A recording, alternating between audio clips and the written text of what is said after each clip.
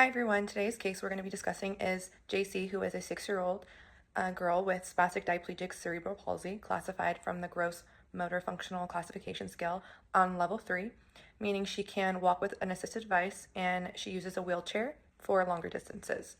She was born prematurely at 28 weeks and suffered a brain bleed in the left ventricles. She has undergone orthopedic surgeries for muscle tightness in her legs and continues to receive physical therapy for outpatient. And her parents are currently concerned about how independent she will be going into first grade. So she is starting first grade very soon. So some of those short-term goals will be for her to be able to establish that independence in the classroom, meaning she'll be able to ambulate for longer distances. She'll be able to do some of the motor activities that are required for students in class. So that's what her short-term goals will be focused on in therapy.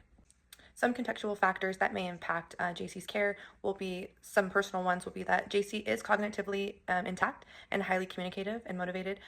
So this will help her to engage in her therapy and her learning experience. Environmentally, she lives with both working parents, so it splits time between daycare and her grandparents as well. This gives her a stable support and consistent caregiving, which can reinforce therapy goals at home. She does have a younger sibling, so on this level, it may conflict with the siblings' independence that they have.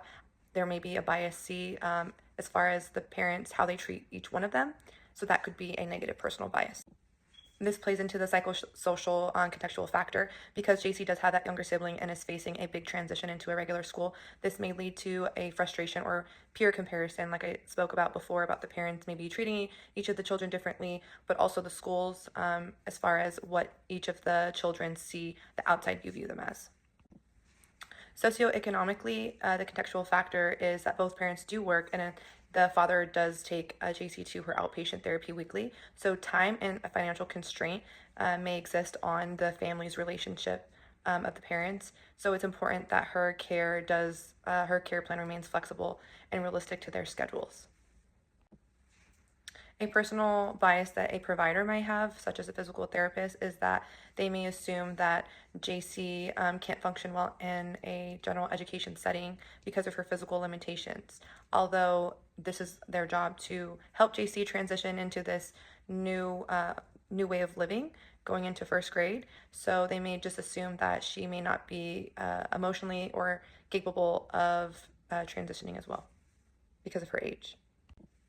In order for the therapist to manage that personal bias, they would just need to focus on the abilities that JC does have and objectively progress and not focus on her diagnosis, but just what she can do, and then create tangible and small goals to keep the patient goal focused.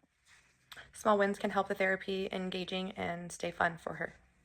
One strategy that the physical therapist can give the family to help JC progressing in her current program is to give the parents and JC some functional exercises they can do at home using everyday items that are low cost and that everyone has in their home. For example, sit to stand transitions from a regular chair. This can help build that lower body strength that she's needing to improve independence at school, and this will require no special equipment. It can easily be done with a parent or a grandparent at any place in the home. Since JC is already using some handrails, to place more of these handrails in places that are more practical, like common areas like the bathroom or stair entry. These places can help increase JC's safety and independence and reducing her fall risk, but those are just additional things to add to JC's parents' peace of mind if they wanted that. So the more the physical therapist can get the caregivers involved in JC's care, I believe the more successful that JC will be establishing that independence.